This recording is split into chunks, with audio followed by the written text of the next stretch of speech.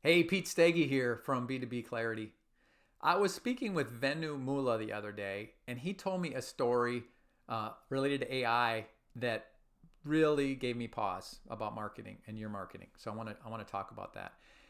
Venu is the founder of Fleet Studio and Wally, which are in the business of online experience creation for their clients. And they're developing a new AI technology that allows their clients to use an audio voice that is very natural sounding. And they're able to have it say whatever they want it to say, even choose the accent. And they're experimenting with 4 different English accents: Australian, Indian, British, American, and it's coming along really well. And he decided to try it, kind of test it out with his young son, and had him listen to these 4 clips and asked him to tell him what accent he heard. And his son's answer was something to the effect, well, they all have an AI accent, which there's 2 things from that I want to talk about. One, the first, we're pretty dazzled with AI. So you want to be careful because humans have more perception than sometimes you give us credit for. And you want to be really careful not to lose your trust of your prospects and your clients by pretending to be real when they can tell that you're not. But the bigger takeaway from the story is that at the rapid pace that AI is changing today, it's just a matter of time, some months, maybe a year or 2, before none of us will be able to tell whether what we're watching or seeing online is real. And that's a problem for you and your marketing because of the syndrome effect. The syndrome effect's named after the Pixar character in The Incredibles, the evil genius, who wants to give everybody in the world superpowers because if everybody's special, then nobody is. That is what AI is bringing to your marketing communications.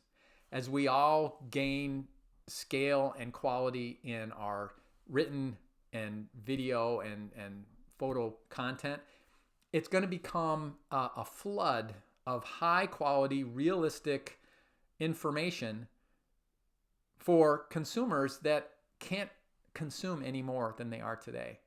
So they're going to have to choose more selectively who they pay attention to, what they listen to, what they absorb. And that's a problem for all of us because today's current marketing is designed based on finding a way to cut through the noise and reach out to the prospects and clients that you need to engage with, right? So I want to suggest 3 things for you to do with your AI adoption in your business now to help address that coming storm. First, you want to apply AI everywhere in your organization that it's an advantage for you that's not directly related to how you engage with your clients. So there's all kinds of productivity we know about in AI for for Microsoft Office, for the Google platform, a bunch of different ways, ChatGPT, GPT. So go for that, adopt, get more efficient. You need to do that to be competitive.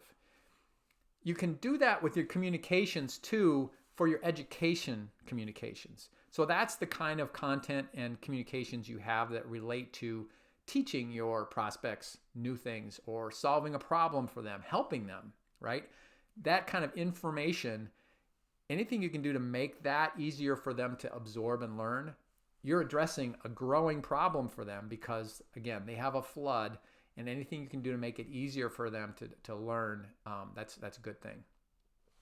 Where you want to be careful with that is in your engagement communications.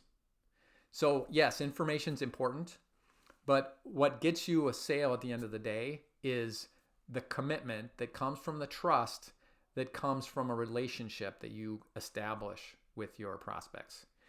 And that trust comes from having real conversations, right?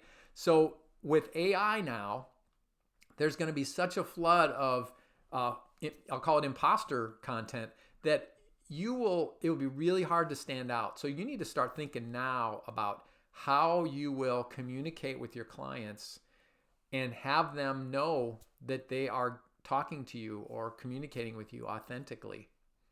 No, we can't all just get in a room together, but that's one way to know.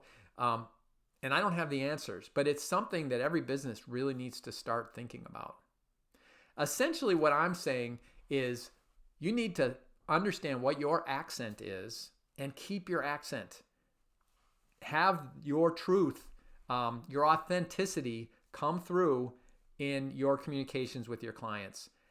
Even as the AI storm totally changes the way we communicate, the companies that find a way to stand out authentically and realistically, naturally, are the ones that are going to have the advantage.